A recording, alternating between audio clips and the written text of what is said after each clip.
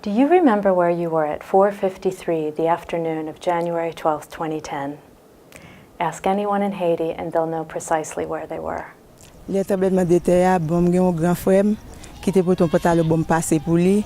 Kounya la pendant m'a passer pantalon moi ba la vini même pas connaître tremblement de terre, moi vaisseau sous croisement là kay moi a tremblé et puis vaisseau a frappé toute bagaille a sonné. L'aime regarder moi ta courir saute dehors qui te fait à tout diffé. L'aime sorti dehors moi camper dans pas porte kay moi m'a regarder kay maman nan l'aime regarder moi kay maman nan vide moi même tout pendant moi kay maman nan vide me penser pas me pral vide tout me courir saute dehors m'aller camper dans la rue. Quand la craser le plate m'pa prend rien en balle parce que m'pa geta prend rien il plati mais côté nous te vinn dormir là nous vinn dormir. Ah bien, comme la vie est pour nous, nous obligés. Nous étions dans ti moi me barré moi Léo. Nous étions dans ti barré, nous pas qu'on gain position, nous pas qu'on gain moyen pour nous faire caille pour nous rester. N'a vivre. Jean bon Dieu mette nous pour nous vivre là jusqu'à casser. Bon Dieu a fait nous gagner. Je te le dis ça t'est passé si quand on cousin moi t'es. Quand me do bail tomber sur là, me dit pour qui ça fait ça, pour qui ça est là au il. Me regarder moi m'a souki. Moi m'a danser. Je courais entrer dedans. Je me vends dedans. C'est pour ça que je me frappe dans la table. Je me suspecte salier. Je courais sortir dehors. Si vous êtes devant le pilote, je me regarde le pilote après le gars. Je passe même prendre. Quand je finis faire ça, je finis prendre. Bleu. Et pilote la gars. Je me regarde mon voyage en bas Port-au-Prince. Blanche. À poussière. Je me regarde le petit capi bamna. Plate. Tout côté blanche.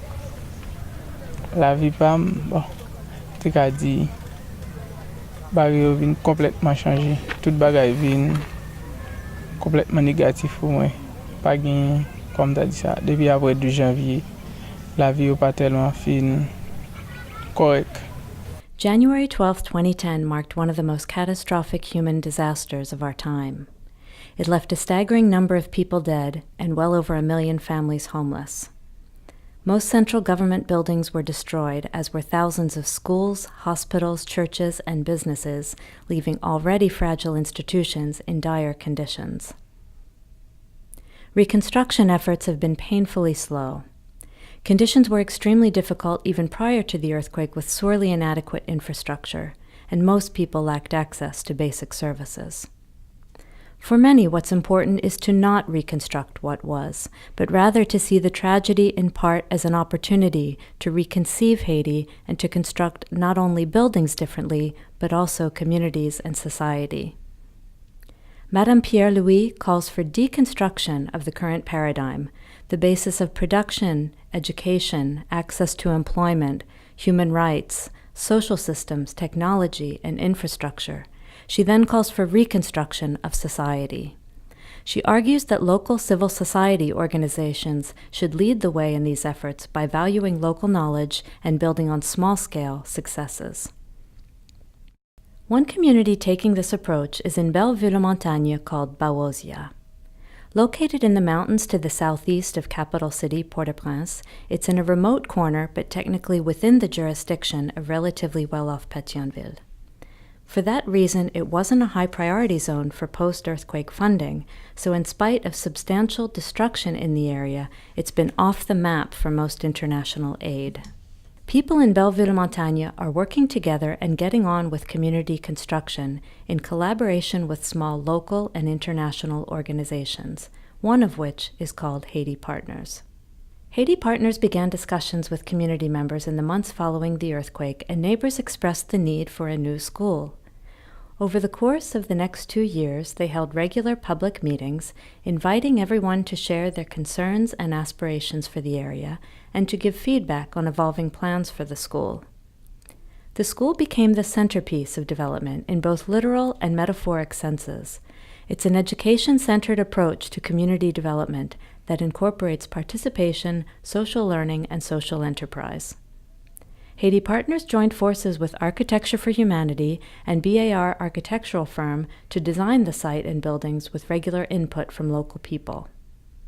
The first school building was built in 2012, and the first class of 25 preschoolers completed its first year in June 2013. Community residents also identified the need for more local jobs and food production and decided to focus on construction jobs and establishing a bakery. UNU's social business helped prepare business plans to create 2 social enterprises to generate long-term revenue streams for the school, along with livelihood opportunities, training, and bakery goods for nearby communities. The first group of construction trainees are building the bakery. Other projects on site are a health clinic, a toilet composting system, teacher training programs, and a range of activities for all ages. Over the past couple of years, we've had the opportunity to learn from local people who have shared their experiences and how they'd like to change things. We found the best way to learn from people is by listening and creating space for dialogue, visiting their homes and everyday environments, and gathering people's stories through participatory activities and research methods. Participatory methods help us to get under the surface of how development can appear at first glance, particularly to foreign outsiders. We use these methods for several reasons. First, to recognize that people have their own community-based local knowledge systems that are often invisible from the outside. Second, to gather more accurate information by drawing out and hearing the voices of those who are impoverished and excluded.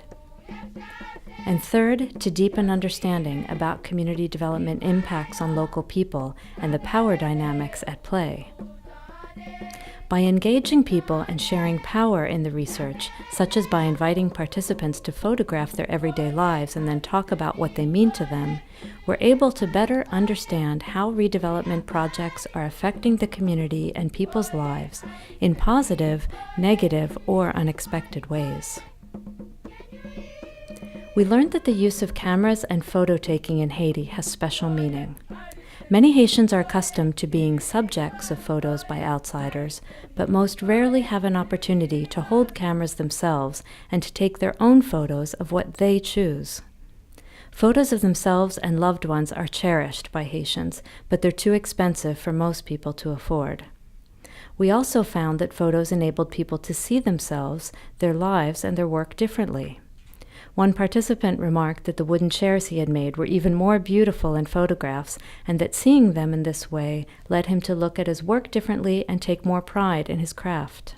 We learned as well through the photography and dialogue circles that the school and development projects underway have become deeply significant for the community's identity and people's aspirations for the future. Moi, Relais Mariange, Méristil, moi j'ai 32 ans. Ma vie blanche à 2. Nous 7. Oui, moi j'ai 2 garçons. Jerry Augustin et Marvin Augustin. Maman et puis Marim et puis 2 nièces. Pour l'école là, moi tellement content l'école ça. Chance moi gagner dans l'école là encore, moi vinn président comité parents. C'est moi-même qui là ensemble avec tous parents yo, qui fait fleur, fait la cour belle pour avenir ça me damé. Moi t'a souhaité pour l'école là, kembe ti moun yo bien dans toute langue, dans 3 langues yo pour ti moun yo t'a parler yo. Les fini tout pour l'école là t'a gagné et plus gros classe pour l'autre ti moun qui venir yo.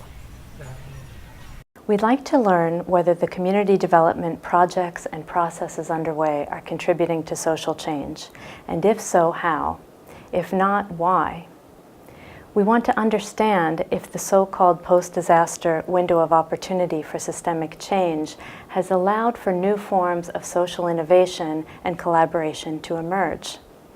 And we want to identify the conditions that have made it possible to successfully carry out community development in this community when so many post-earthquake projects have failed. A few of our early findings reveal the following. First, people tend to value community over individual well-being. Even though participants continue to live in temporary post-earthquake shelters and everyday life is uncertain, they say that their community and their children's education are more important. Access to healthcare and livelihoods are other high priorities, along with electricity and roads. People are proud to have the new school and social businesses in their community, and they have a new sense of hope for the future. They feel that their area is no longer desolate and that surrounding communities don't look down on them as they had in the past. Second, people feel that their voices have been heard and that they have contributed to shaping decisions. They show a strong sense that their lives have meaning and what they do is worthwhile. Several said that as long as no one in their family is in the hospital, their life is happy. Third, people do not expect the state to act in their interests, such as by providing police protection or assistance to reconstruct their homes. They expect that positive change can really only come about from their working together with others in the community more effectively and with assistance from international organizations. Going forward, we'll contribute to international development policy and practice by proposing strategies and tools that would make state and international investment in community development more effective. Because social change is a gradual process, we'll go back to interview participants and their families every couple of years to see how conditions change over time. Investigating change over the long term, also called qualitative longitudinal research, is a growing line of inquiry that provides an alternative to mainstream international development analysis. Instead of focusing on macro numbers, such as massive poverty and environmental degradation, this type of study enables us to capture nuanced realities of people's everyday lives, their knowledge about the problems they face, and their desires for how to change things. Sustained and systemic change at the macro level will only come about through changes in individuals and at the local community level. Given the highly precarious nature of life for most people in Haiti and the complex relationships among civil society, the state, and international organizations, it's vital to devise effective solutions. With collaborators in Haiti, we'll contribute to long-term solutions that would lead to more transparent state-society relationships, an important role for local organizations, and a decentralization of power that gives voice to communities and their struggles to overcome barriers. In so doing, they could realize their visions for change. As the great Haitian scholar Laurent Dubois wrote, the social cohesion that has resulted from Haiti's long historical process was made dramatically visible by the earthquake. Despite its massive poverty and its almost total lack of a functioning government, Haiti is not a place of chaos. Life in Haiti isn't organized by the state or along the lines many people might expect or want it to be, but it draws on a set of complex and resilient social institutions that have emerged from a historic commitment to self-sufficiency and self-reliance. It's only through collaboration with those institutions that reconstruction can truly succeed. At the heart of our work is meaningful collaboration with Haiti's complex and resilient social institutions to learn about and to bring about change. Please get in touch for more information about our participatory work in Haiti. Thank you.